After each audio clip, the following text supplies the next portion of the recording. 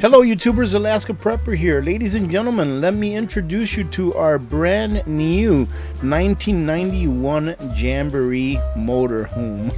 Now, my wife and I had decided to go ahead and purchase a motorhome sometime this year because we borrowed a friend's and we had a great time in it.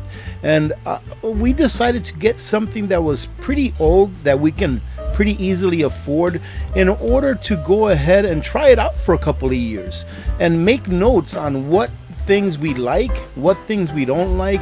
That way, when we are certain that we want to upgrade to something that's newer and obviously a lot more expensive, that we can get something that we actually want. Now, for being 33 years old, this motorhome is in pretty great condition. Pretty much everything that needs to work on this actually works. So we decided to take it on its maiden voyage all the way down to Anchorage, Alaska to pick up our daughter from her summer school.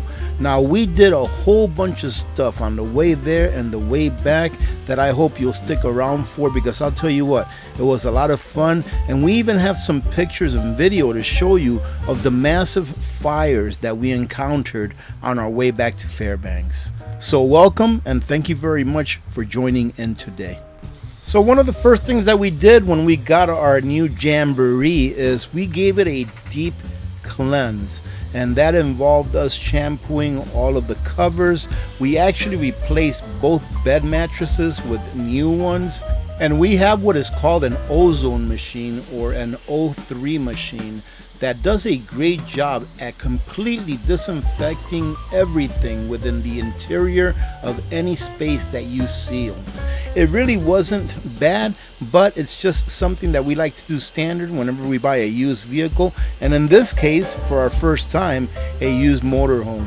And this little Bissell machine that we got in order to do a deep cleanse did a great job. You can see it sucking up all of those years of grime. Now, ladies and gentlemen, this is what it looks like after we did the first cleaning on this. One of the things that we're going to do, of course, is every time that we go out on a trip, we're going to make sure that we keep the cleaning up on it in order for it to stay nice and fresh looking. Now, that's one of the new mattresses that we bought for the above the cab bed that my daughter is going to be using. And take a look at this, ladies and gentlemen. If this is not ghetto, I don't know what is. We're still doing some research on what kind of air conditioner to get for this RV, because it did not come with an installed air conditioner. But check this out. These little fans were cannibalized by myself from a solar generator that failed that I was doing experiments on. So I took them out of the solar generator, I connected them all together, and now let's see if it works. Check this out. And it worked, ladies and gentlemen, really well. And it took care of keeping us cool during the entire trip. Now, obviously, this is not going to be a permanent solution to an air conditioner. I was talking to a friend this morning, and he told me that he actually has one on his property on a motorhome whose frame is bent and cannot be used on the roads. So he's going to let me come over, help him take it off, and put it on my RV. Now, for a 33-year-old motorhome, I was really surprised that there's really nothing wrong with this that's major at all. There's no leaks, everything works, the plumbing is fine. The one thing that I don't like about this motorhome is I really don't like those 12-volt refrigerators, but it is what it is. Now, this is the bed that my wife and I purchased. It's a full-size bed that barely fit in this space, and the ironic thing about it is that the bed over the cab for my daughter is a queen-size bed. Now, remember, ladies and gentlemen, that this is a 33-year-old motorhome, and I think it looks great for being that old. Now, the bathroom to me looks pretty darn clean. Everything works, no leaks. And as you can see, we're using the shower right now as a storage area. Here we are off on our maiden voyage down to Anchorage, and as you can see, it was a beautiful day on our day down there. Not so much on our way back.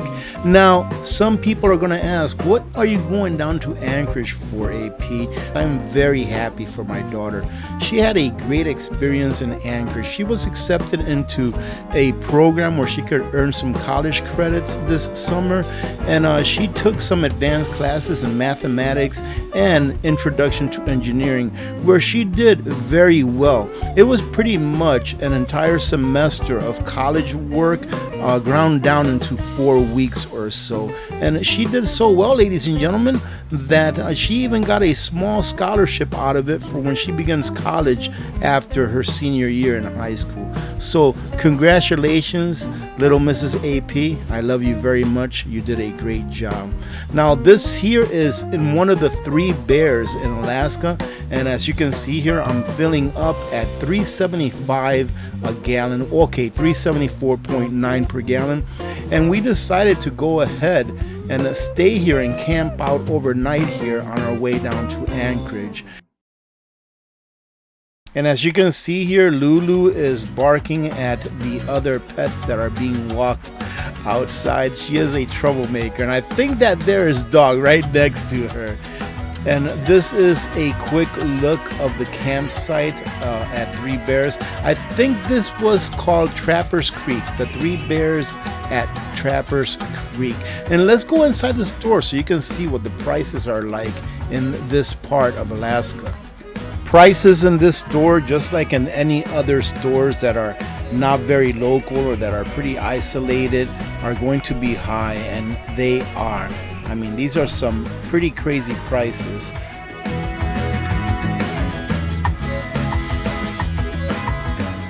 "16-ounce jars of peanut butter for $4. For some ketchup, almost $4. And you can just see that the prices on everything is probably about twice as much as what they would normally be, and that is to be expected.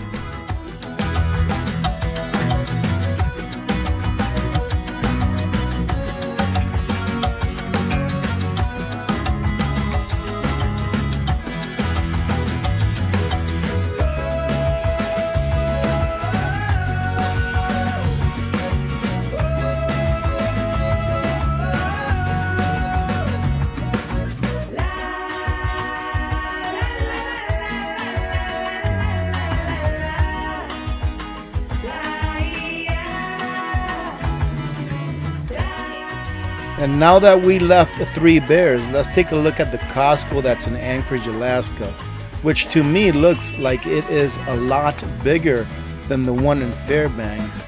And it also looks like they may have a little bit more to offer. It also seems to me that at this Costco, the prices seem like they're a little bit lower than what I'm used to seeing at the Costco in Fairbanks. And this is something that my wife is really looking at, that ice maker. We'll see, maybe we'll walk out of here with one of those. And they just have a lot of cool stuff. Like, these prices are great right here compared to what we have. A great price on this Furman. I know that they're on sale in Fairbanks. And just take a look at everything else. It seems that things are a little bit less expensive, but not by a very large margin.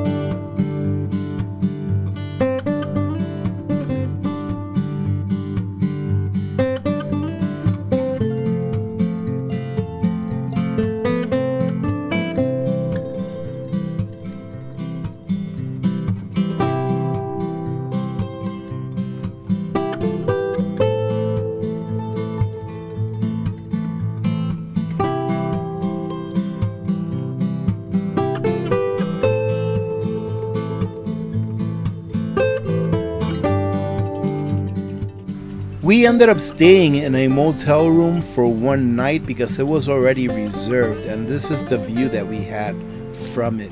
I think we were on the 16th floor, and I thought I'd share this with you because it is just a beautiful view. And on our way back, we did a little bit of sightseeing. First, we stopped at the southern view of Denali, and we took a look around, and ladies and gentlemen, just such a beautiful sight. I mean, there's so much land out there, and it's kind of like virgin land. It hasn't really been touched. And I'm sure that this filming or the pictures that I'm showing you don't really do it justice, but I did my best, ladies and gentlemen. I do know that there are some people that may never ever make it to Alaska to take a look at this in person, so I hope that you appreciate some of these sights that I'm bringing to you. But I can tell you in all sincerity that this place is completely beautiful. Unfortunately, we didn't see any bears or anything like that. Closest thing was seeing a moose run across the highway and leaving its little baby moose behind on the other side of the highway.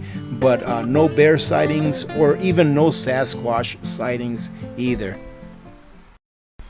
And our last real stop before we made it back to Fairbanks was to the Alaska Veterans Memorial, and I'll just let you take a look at it for yourselves. It is a very nice place to stop, pay your respect to those that came before us, and this was a beautiful day to do so.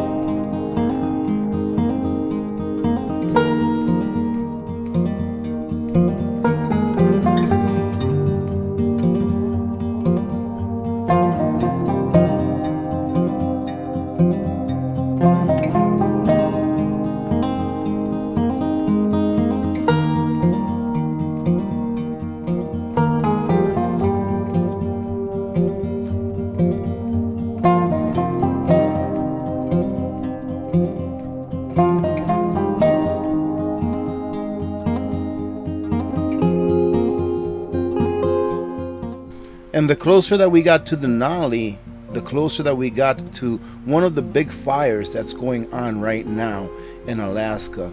And I've never seen anything like this, especially take a look at that. I mean, right there, you can actually see the fire and not just the smoke. And this is just one of a few. And take a look at that helicopter over there that's going to probably, in my opinion, oh, look at that. Look at that plane. Did you see that plane? Dropping all of that orange stuff, trying to build a barrier. I'm here looking at the helicopter and I almost missed the plane over there on the left hand side. Now that I've never seen before. It's amazing. Let me go ahead and say a big thank you to those first responders that are out there trying to protect property and of course life.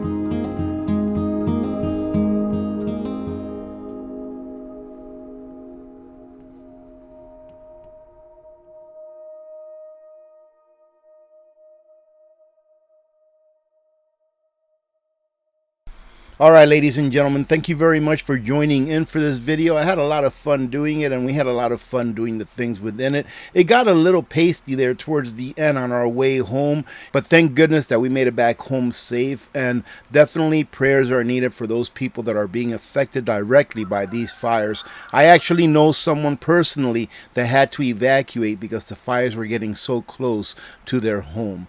Well, the rest of this video, I'm just going to have a whole bunch of different pictures that we took throughout so that you can enjoy them if you'd like. Some of them are pretty funny, like this one that you're watching right now of these two goofballs standing watch in our RV while we were inside of a store. But anyways, thank you again for joining in. Thank you so much for all of your support. God bless every one of you, and God bless America.